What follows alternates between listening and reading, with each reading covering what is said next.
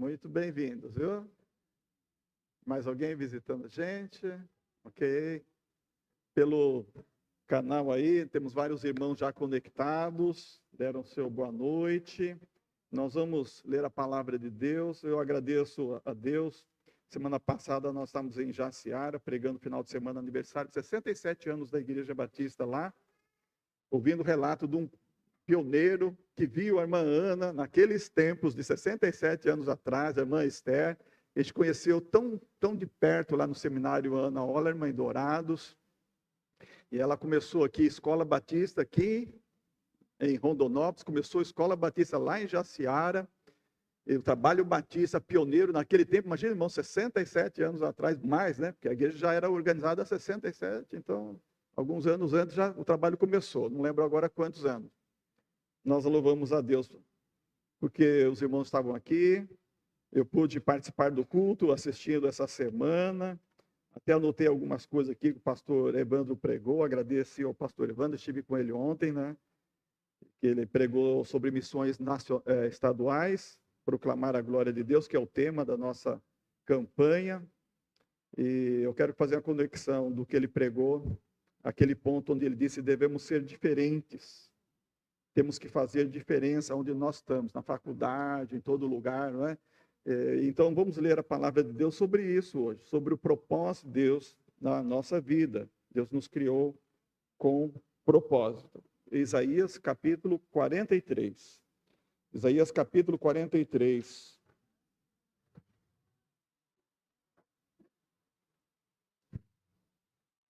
Os irmãos que podem se pôr em pé, que querem estar em pé para esse momento de leitura da palavra.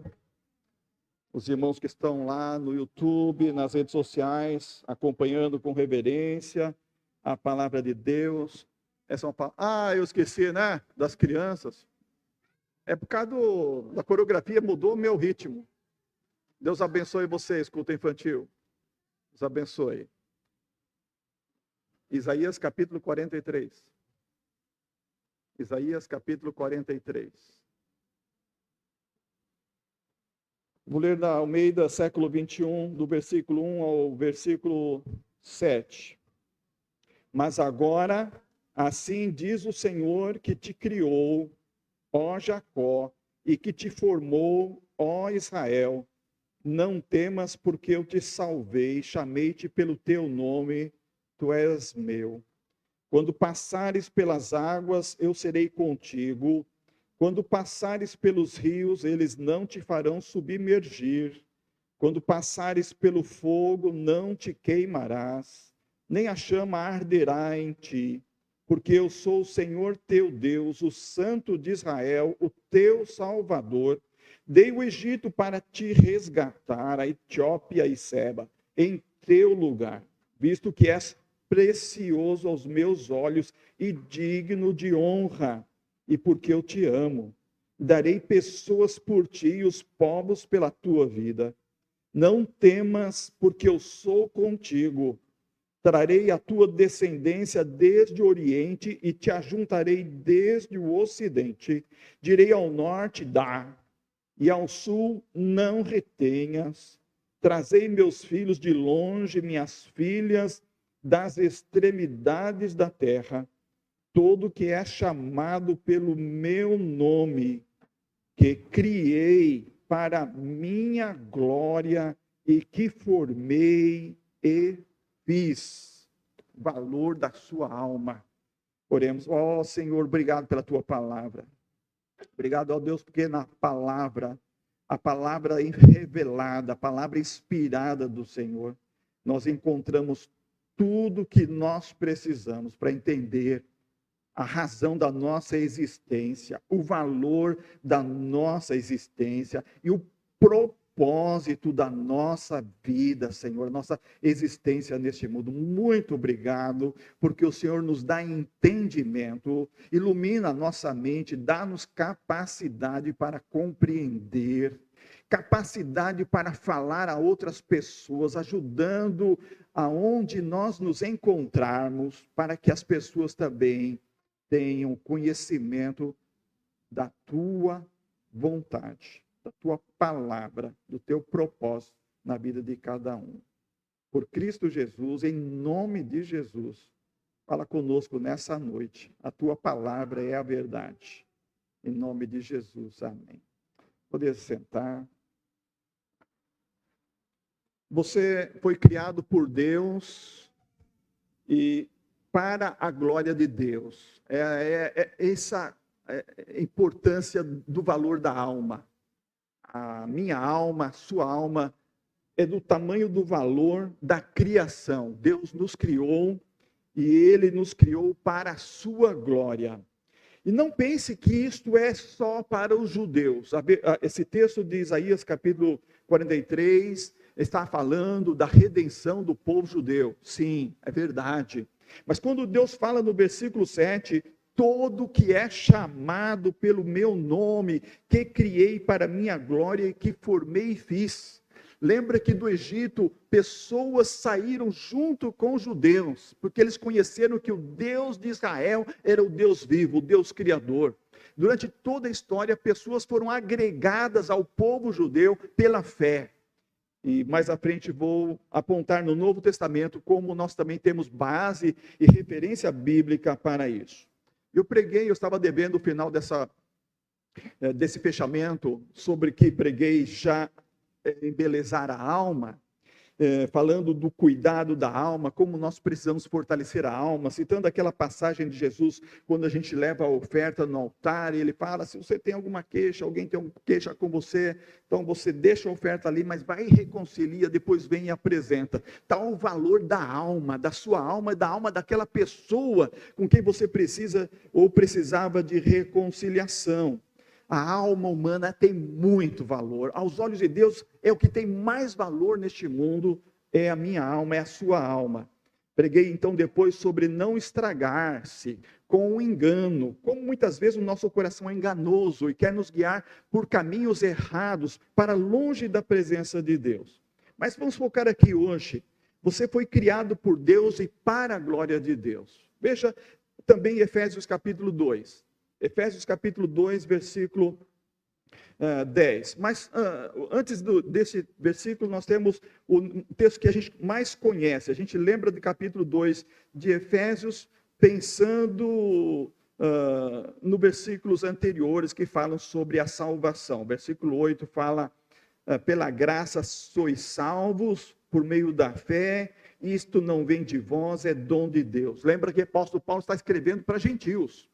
Os cristãos em Éfeso, tinham lá judeus em Éfeso? Tinham.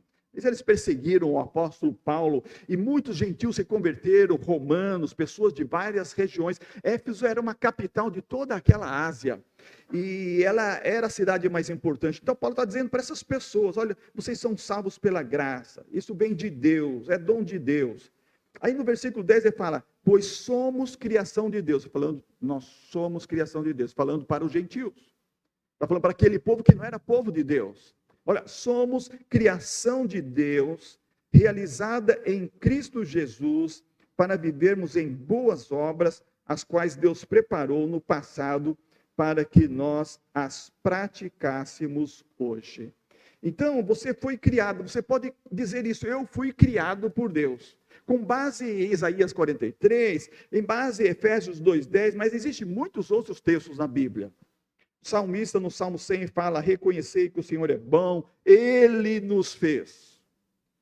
O Provérbios capítulo 16, versículo 4 diz, o Senhor criou tudo o que existe com um propósito definido. Você pode dizer, a minha vida tem um propósito definido. Deus tem um propósito na minha vida.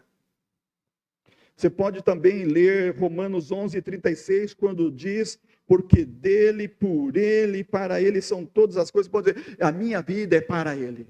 A minha vida é dele, é por ele, é para ele. E eu vou viver para a glória dele. E Efésios 3, versículo 21, quando Paulo diz, por isso que nós nos reunimos como igreja. A ele seja a glória na igreja, em Cristo Jesus, por todas as gerações. Alcançou a minha geração, alcançou a sua geração. Aqui na nossa igreja nós temos 4 ou 5 gerações. Baby Boomers, que eu vou falar um pouco mais depois, um outro dia. A geração X, a geração Y, a geração Z, aí tem a geração alfa, que é essa meninada de colo aí, e que nasceram bem agora recente. Quantas gerações aqui? E a Bíblia está falando em todas as gerações. Jesus é louvado e a Ele glória na igreja, por isso estamos aqui. Estamos aqui. Então, não permita que algo ou alguém estrague você, sabendo você que você foi criado por propósito. Deus tem um propósito na sua vida. A sua alma vale mais do que o mundo inteiro. Lembra as palavras de Jesus em Marcos 8? Marcos 8:36, Jesus disse: de que adianta uma pessoa ganhar o mundo inteiro e perder a sua alma? Então, qual é o valor da alma? Maior do que o mundo inteiro. Esse é o valor de uma alma. Uma alma, só uma. Você, sua alma, vale mais do que o mundo inteiro. Jesus falou isso em Lucas 9, falou isso em Mateus 16. Ele fala, olha, então cuide da sua alma. Não adianta pensar em ganhar o mundo, em viver somente neste mundo, somente usufruir desta vida. A sua alma tem um valor eterno. Sua alma vale mais do que o mundo. Não admita que o diabo a estrague, que a corrompa, que a induza à corrupção. Jesus disse em João 10:10 que o diabo é o ladrão, e ele não vem senão a roubar, a matar e a destruir. Então não permite que ele use alguém ou algo para destruir a sua alma.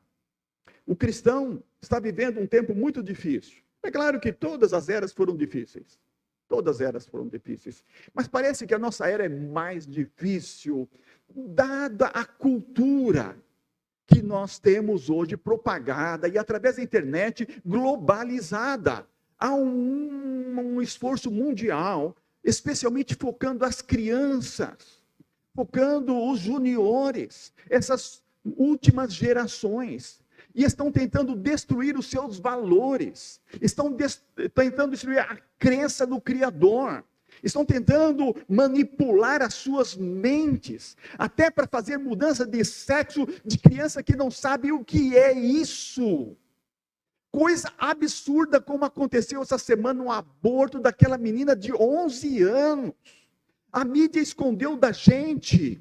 A gente tinha uma ideia que o estuprador era um homem, um velho, alguém grande, mas era um menino tal e qual, de 13 anos. De 13 anos. Que fizeram sexo consentido, não foi estupro. E a mídia e pessoas manipularam as informações até levar ao aborto daquela menina. O que essa menina carregará o resto da sua vida é algo terrível. Isso é um exemplo de como as pessoas estão sendo manipuladas contra a lei, porque não haveria lei para fazer isso. Um aborto no estágio que se encontrava o feto, o nenê, a criancinha. Então nós estamos vivendo um tempo muito difícil, e que é chamado de verdade relativa. Que todo mundo tenha um tipo de verdade. Que não há uma verdade absoluta. Que todo mundo tem a sua verdade. Esse é o mundo que vivemos. E é difícil você se levantar e dizer, não é verdade. A verdade é uma.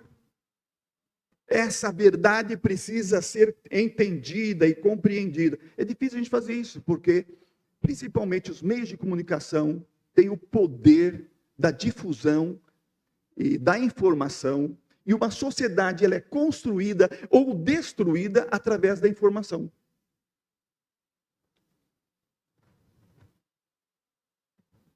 Não estava no roteiro isso daqui, mas o Espírito Santo me lembra, quando eu estudava mestrado, como a dialética constrói e desconstrói a sociedade.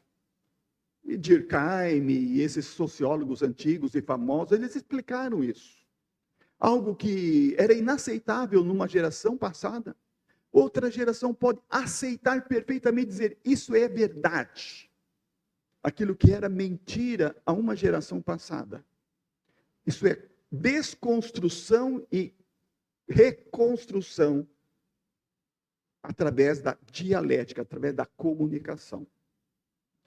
Então, Francis Schaeffer disse: o cristão é o verdadeiro radical na nossa geração, porque ele se posiciona contra o moderno, monolítico conceito da verdade relativa.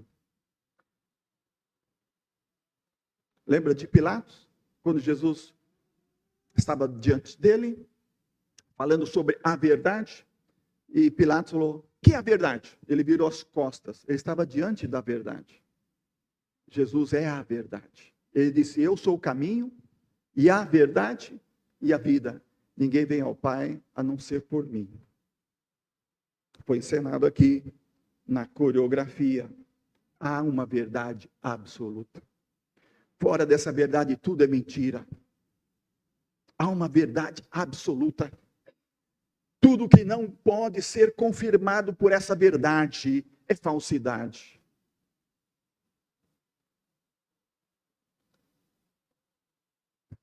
Robeira Thornton disse: a tragédia dessa geração é o corpo bonito, a alma feia e a mente vazia. Será? Estamos vendo corpos bonitos. Como o corpo é bonito. Ainda mais no tempo de hoje, né? Quer dizer, tanta coisa para ajudar. Né? Mas ela diz: alma feia, mente vazia. Quando nós não temos a verdade absoluta, a mente ela é vazia. Então ela se torna ali um lugar onde o diabo vai inculcar as suas meias verdades, as suas mentiras, e vai levar as pessoas a fazer coisas horríveis que nunca estavam no projeto de Deus. Então lembre, olha, você foi criado por Deus e para a glória de Deus, você foi criado por propósito. Não deixe, segundo lugar, não deixe o seu passado estragar você. Lembra, olha, você foi criado por propósito. Esse é um ponto um pouquinho longo, o terceiro é curto, mas eu quero deter um pouco aqui. É isso que Deus tem trabalhado muito também comigo. Eu não entendia muito disso quando eu era mais novo. E vou trazer exemplos bíblicos e um exemplo muito contemporâneo, já falei outro dia, que é a nossa querida irmã Edmeia Williams. Quando Deus está falando aqui, Isaías 43, criei você para minha glória, eu formei e fiz vocês. Irmão, guarda isso. Anota isso na sua Bíblia. Decore esse versículo. Isso é uma verdade absoluta.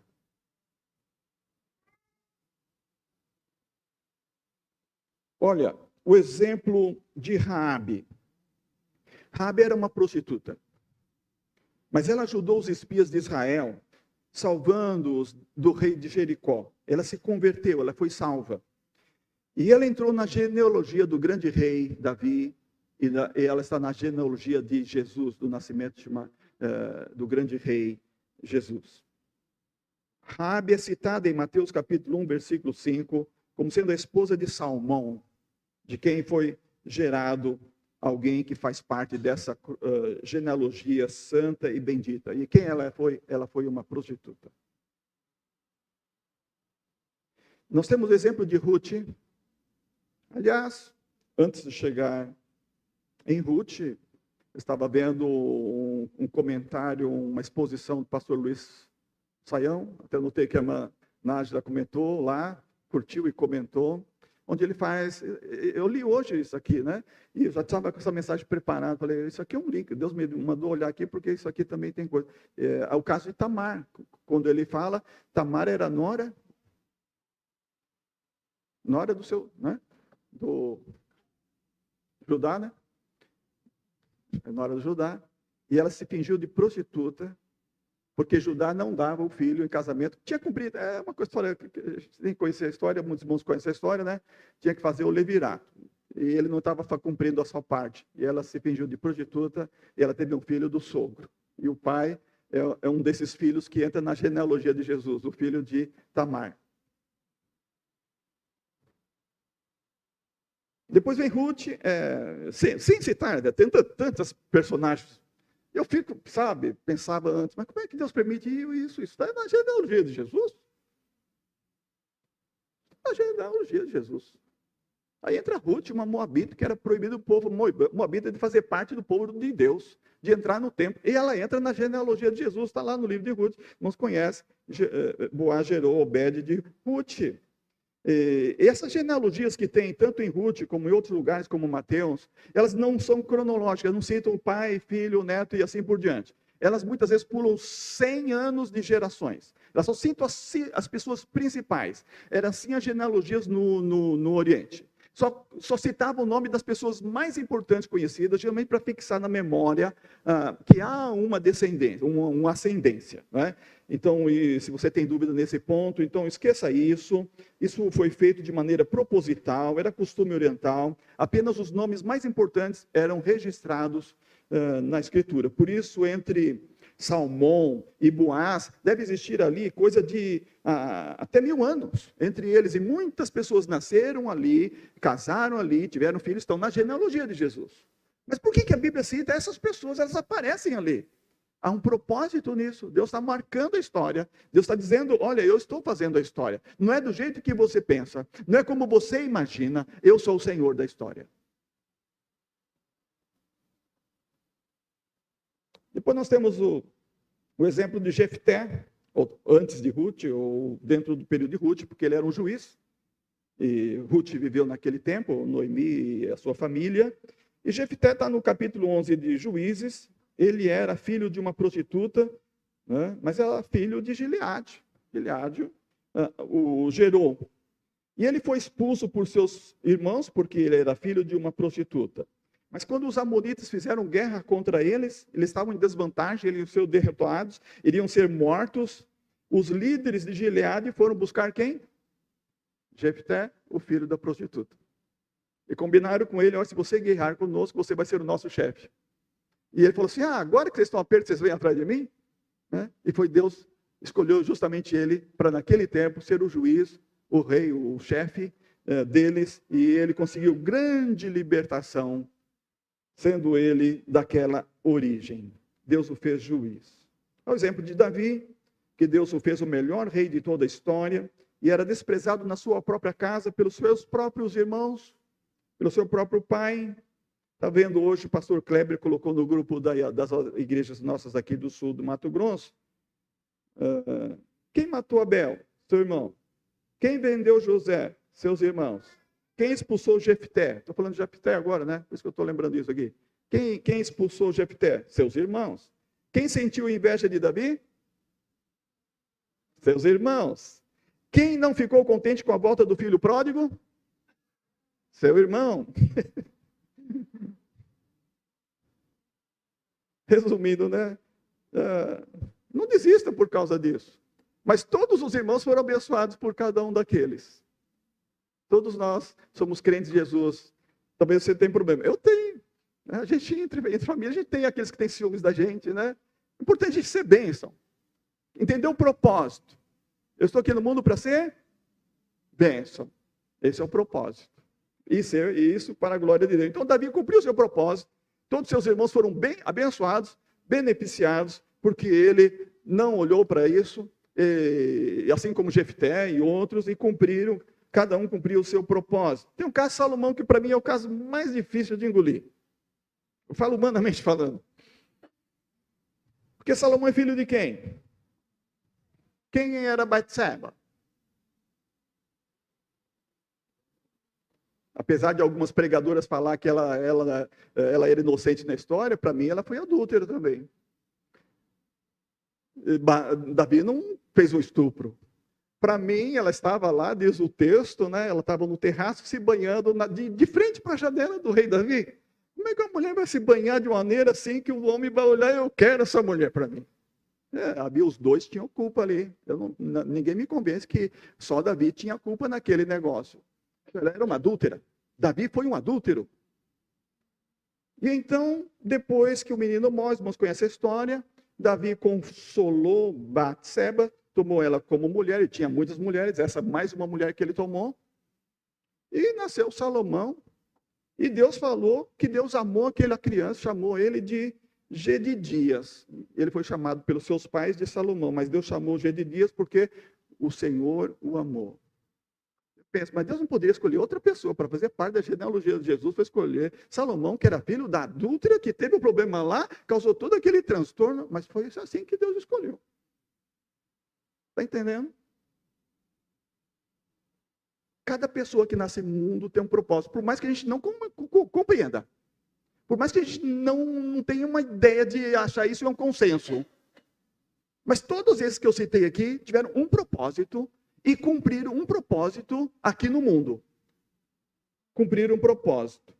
Então, o que eu fui procurar e eu encontrei foi na Bíblia. Quando Davi fala, olha, Salomão, meu filho, a quem só Deus escolheu. Quando ele ia morrer, preparou as coisas para a construção do templo, material, tudo, preparou.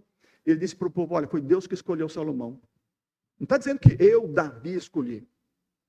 O Senhor escolheu Salomão. Ele é o meu sucessor. Aí nós vamos lá para o Novo Testamento. Encontramos em 1 Coríntios capítulo 1, versículo 27 e 28. Deus falando através do apóstolo Paulo. Sim, no meio do século 21. Deus escolheu as coisas absurdas do mundo para envergonhar os sábios. E escolheu as coisas fracas do mundo para envergonhar os fortes. Ele escolheu as coisas insignificantes do mundo, as desprezadas e as que são nada, para reduzir a nada as que são. Deus trabalha assim. Eu conheço a história de muitos irmãos aqui, assim como eu. Minha origem foi humilde. Eu nunca podia imaginar que Deus iria me escolher para ser pastor, nunca. Eu podia imaginar no Miguelzinho, meu colega, o Edgar, eu podia escolher todos os outros meninos da igreja que cresceram comigo na juventude. Mas Deus escolheu eu, daquela turminha lá, o Edgar já está morto, outros já aprontaram tanta coisa no mundo, mas depois já voltaram para Jesus. E Deus escolheu eu. Eu conheço a história de alguns irmãos, vieram de uma origem humilde, simples, pobre.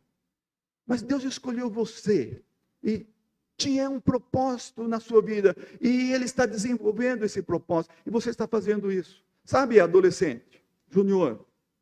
É isso que eu quero que você entenda. Deus tem um propósito na sua vida. O propósito não é do seu pai. O propósito não é da sua mãe. O propósito é de Deus na sua vida. Fala para Deus, Deus, eu quero cumprir o propósito, Senhor, na minha vida. Eu não consigo entender o que o Senhor tem na vida daquela pessoa, daquela outra, naquela pessoa da história. Algumas que eu citei aqui, você talvez tenha imaginado isso já. Eu só quero entender uma coisa, Senhor, o propósito, Senhor, na minha vida. Eu quero cumprir o propósito, porque o Senhor fala que escolhe coisas absurdas, coisas fracas, coisas insignificantes. Ora, eu sou uma pessoa insignificante. Eu era uma pessoa fraca. E talvez você pode dizer a mesma coisa de você, e Deus escolheu você, e porque Ele escolhe, nós temos que dar valor a isso, e nós temos que cumprir o propósito que Ele tem na nossa vida. Permita eu usar a ilustração, a experiência, o testemunho da Edmeia Williams como um testemunho contemporâneo. Eu citei vários aqui bíblicos, e o texto do apóstolo Paulo do Novo Testamento. Mas esse exemplo da Edmeia Williams é um exemplo vivo, que quando eu ouvi, eu já falei uma parte dele aqui para os irmãos, a Cidinha estava ouvindo a mensagem, ela costuma ouvir a Tanuri, né, Edmeia e outras pregadoras lá. Eu ouvi essa parte do testemunho dela, falei, isso aqui eu preciso fazer anotações. E eu fiz anotações.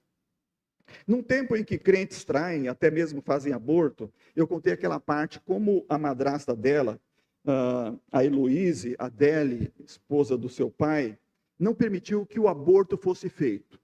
Eu contei como ela ficou frustrada quando o marido teve que confessar que tinha tido um caso com aquela filha, irmã do padre, e uma mulher branca. Então, eu não vou contar mais essa história. Se alguém quiser, olha no YouTube, aquele culto que eu contei isso, vamos achar o link depois, colocar para alguém que tenha interesse. Mas é muito interessante como a sua madrasta, a Heloíse Adele, amou a criança do adultério do seu próprio marido.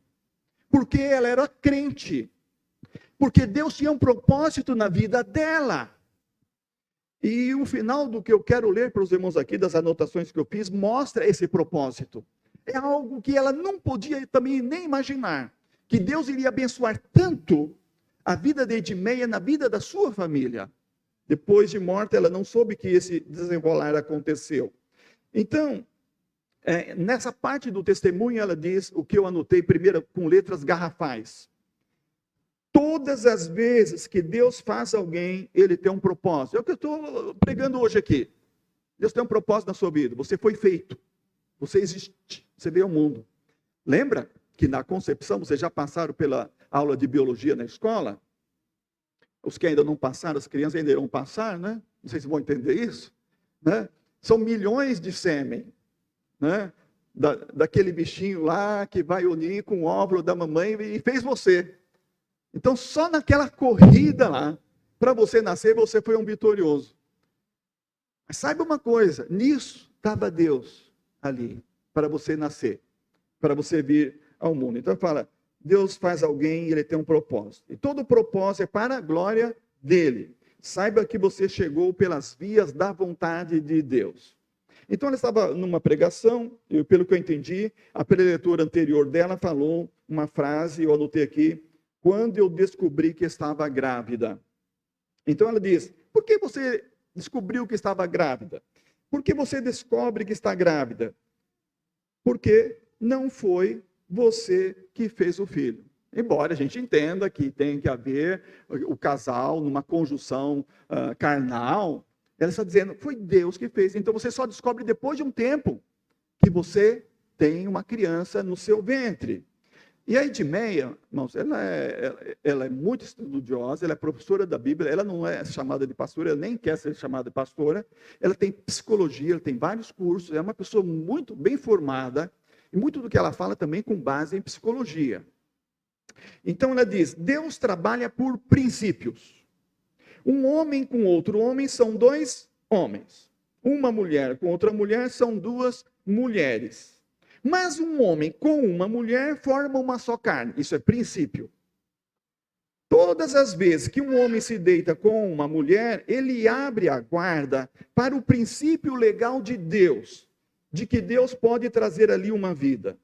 E ela conta, quando meu pai pecando, minha mãe pecando, se deitaram, meu pai adulterando, Deus não queria que eles pecassem, mas eles quiseram pecar naquela confusão. Deus disse, é o jeito que ela fala, sabe? Edmeia, você vai aqui nessa confusão. Não se preocupe, eu sou o seu criador. Eu sou o seu criador. Estão fazendo um filho, a quem faz sou eu. Lembra de Ruth?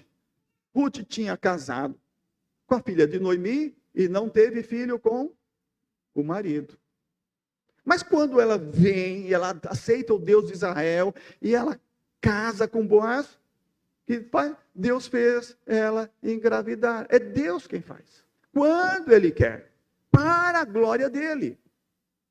Então ela diz, eu casei, quando retornei da lua de mel, eu falei que ia para a escola, ela dava aula na escola de italiano, né? E o marido falou assim, não, você não vai. Mulher minha vive com o meu dinheiro. Ela não sabia que ia ser assim, só soube depois que casou.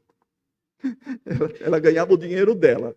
Ela fala, mas quando eu ganhava o meu dinheiro, eu imaginava assim, olha, eu vou receber o meu dinheiro, eu vou lá para o shopping, vou para a boutique, ela já sabia a boutique que ela ia comprar sapato, ia comprar bolsa, cinto, combinando, até o carro tinha que ser o último modelo que saiu.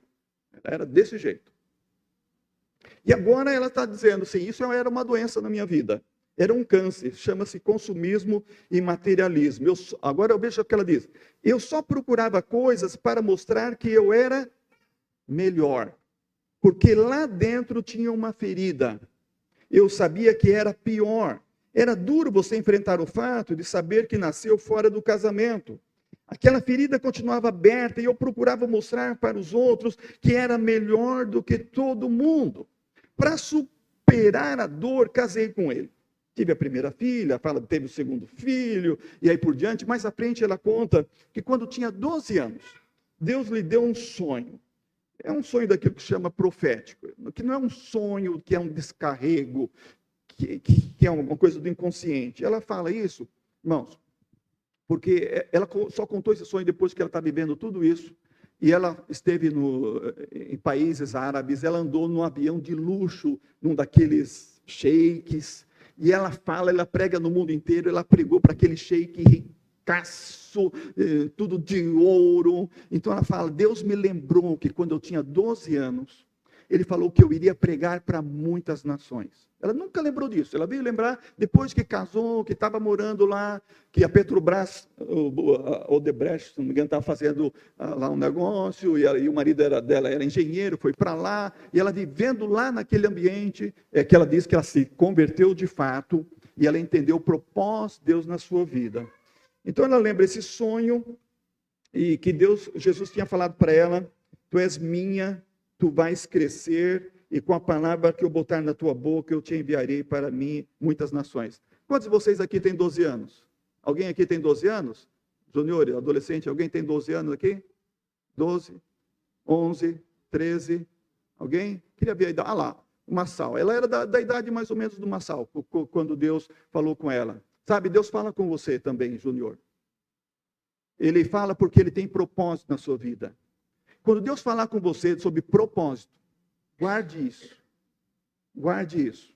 Isso faz parte porque você está aqui. Porque você existe. Então ela fala que tinha pavor de missionários, porque via o pai dela tratando os missionários de malária, lá naquele interior do Pará e tal. E ela conta várias coisas. Mas vamos lá para frente, o que interessa. Quando morreu um dos irmãos dela, agora que ela já está nessa idade, quem já vê ela no YouTube, sabe de quem eu estou falando? Morreu o irmão dela, ela foi lá. Os outros irmãos são mais velhos que ela, porque quando ela nasceu, o irmão mais velho já tinha 20 anos, 19 para 20 anos. Então ela chegou lá e falou assim, deixa que eu cuido de tudo. Eu vou na funerária, eu vou pagar, eu vou comprar as flores. Para quem vê ela, da idade que ela tem, do jeito que ela anda, imagina ela, ainda cheia de pique, cheia de energia, falando, deixa que eu vou cuidar de tudo. Porque os outros estão muito mais velhos que ela. Né? Os irmãos com mais 20 anos do que ela. Então ela foi fazer isso. Quando ela voltou, ela entrou e viu que os irmãos estavam falando dela. As mulheres têm um outro sentido, já sabem também pegar só coisa no ar. Eu falei assim, vocês estão falando de mim. E vocês podem dizer o que estavam falando de mim. Aí ela diz, meu irmão Owen, nós estamos falando aqui, o que seria de nós se tu não tivesses nascido? Um outro irmão, Frederico, ela fala, mamãe não sabia o que ela estava fazendo quando ela te amou, quando ela impediu a tua morte, quando ela te recebeu como filha. Ela não sabia que estava criando alguém para cuidar dos filhos dela na velhice. Olha um propósito aqui. Ela entendeu o propósito dela, até nesse sentido, de cuidar dos seus irmãos. E ela fala, como Deus faz as coisas. Ela disse assim para minhas irmãs, ela está falando no auditório para mulheres, né? Fala, minhas irmãs, mesmo quando tudo parece errado, Deus tem uma operação. Não é verdade? Às vezes está tudo errado na nossa vida. Nada que a gente imaginava. Aconteceu algumas coisas na minha família que assim, sabe, eu nunca imaginava. Para mim está tudo errado. Mas tem propósito. Mesmo quando tudo parece errado, há uma operação. Ela fala assim, se você acha que você é menor, porque sua mãe era macumbeira, porque seu pai era beberrão, porque sua mãe era prostituta, porque isso ou tal, porque você nem sabe o nome do seu pai, porque não foi seu pai que fez você, não foi sua mãe, foi Deus. E todas as vezes que Deus faz alguém, Ele tem um propósito. E todo propósito é para a glória de Deus. Quem sabe você não perdoa uma traição, quem sabe você tem dificuldade de aceitar o irmão seu que nasceu fora do casamento. Eu quero dizer uma coisa, não sabe qual é o propósito de Deus. O propósito que Deus tem. Deus criou o céu e a terra. Às vezes você está se debatendo contra Deus, rejeitando. Abra seu coração para rejeitar o pecado, mas amar o pecador. A coisa pior que pode ter acontecido, a maior dor que pode ter acontecido na casa do meu pai, a madrasta tinha sido traída, o marido dela tinha se ajuntado com uma mulher mais linda, mais jovem e branca. Pense o que os meus irmãos sentiram. Olha a humilhação, olha o problema, e agora? Mas ela era uma filha de Deus. A minha história deu certo porque Deus botou ali um espírito cristão, que foi a minha madrasta. Não foi a minha mãe, e deu tudo certo. E ela manteve o casamento, o lar e os filhos, e ela sempre foi honrada, e eu a honrarei até o final. Eu quero lhe pedir hoje, se você tem que liberar o perdão, abrir o coração para amar uma pessoa que não chegou na sua vida pelas vias que você desejava,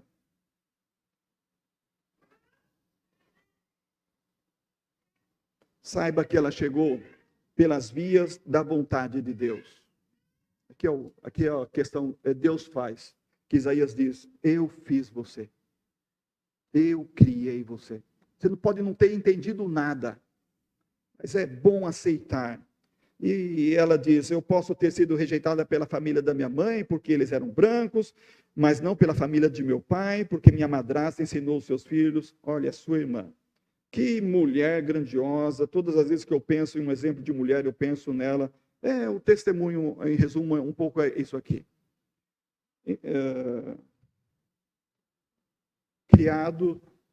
Nós somos criados por Deus.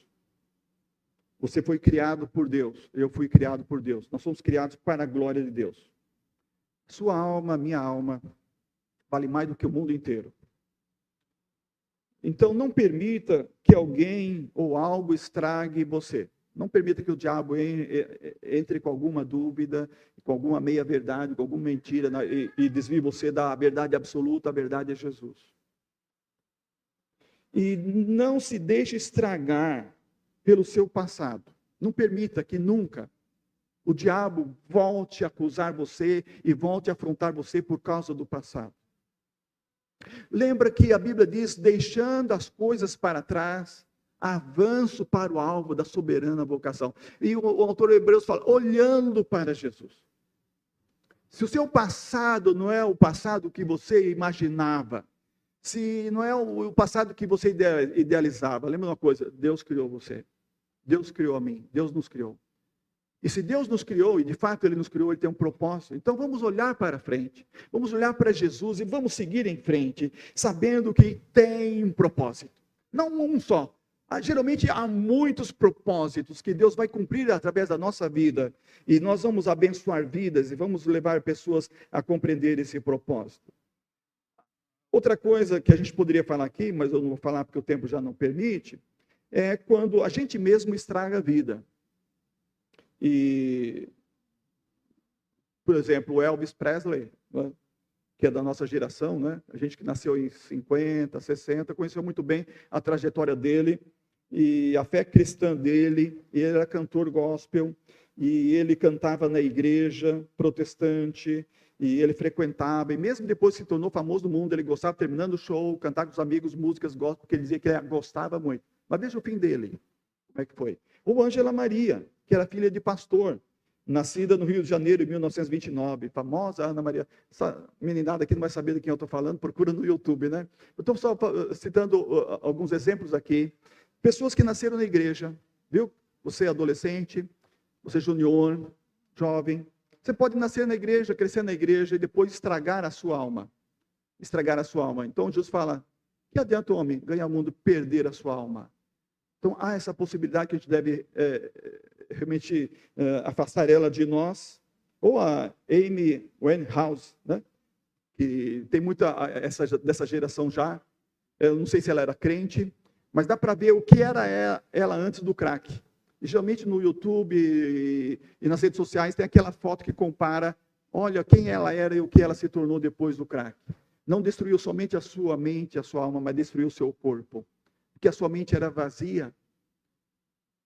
Porque ela somente tinha um corpo bonito, mas ela tinha uma alma perdida. Então, cuidado com essas coisas do mundo que enganam. E em breve tempo, vou pregar um pouco agora sobre 2 Timóteo 3, sobre a volta de Jesus. Irmão Pacheco e irmã Cida estiveram conosco lá em Jaciara. Falou, pastor, precisa pregar isso na nossa igreja. Vou pregar. aquela série de conferências sobre a volta de Jesus. Lá foi um pouco resumido, porque a brevidade do tempo, aqui a gente pode ter mais tempo. Mas como é importante entender esse mundo de hoje que nós estamos vivendo. E como essas gerações estão sendo bombardeadas, cada uma de um jeito. Mas especialmente as crianças e os juniores. Nós temos que tomar muito cuidado dessa geração. E ajudar essas crianças a entender que elas foram criadas por Deus. Menino foi criado menino, menina foi criada menina. Há uma verdade absoluta nisso. E cada um tem um propósito.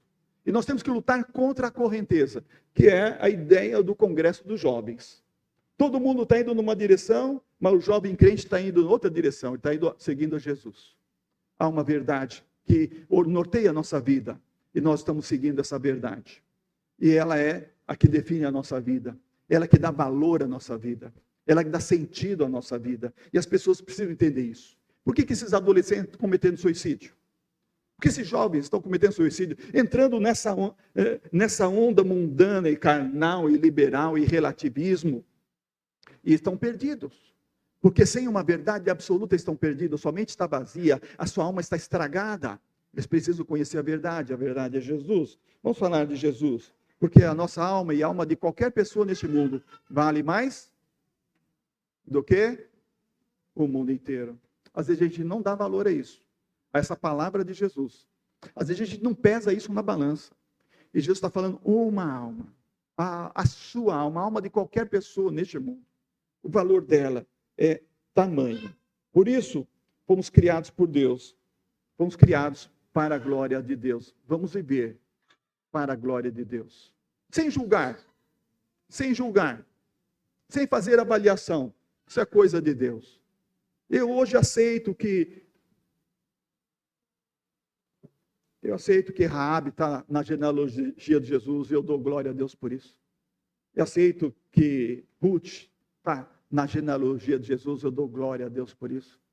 Eu aceito que Davi foi perdoado e ele é o rei, o maior rei do Velho Testamento. Ele é o tipo do reinado de Jesus, apesar de tudo que ele fez, e de Salomão. Eu aceito e dou glória a Deus. Porque eu estou entendendo que Deus tem um propósito, teve um propósito na vida de cada um. Eu preciso aceitar o propósito dele na minha vida. Quando eu não aceito o propósito de Deus na vida de outra pessoa, muito menos eu aceito na minha vida. Então, preciso olhar para mim, eu preciso me concentrar em mim e pedir, Senhor, faz a tua vontade na minha vida. Cumpre o propósito que o Senhor tem na minha vida. Eu quero viver para a sua glória. Vamos viver para a glória de Deus. Amém.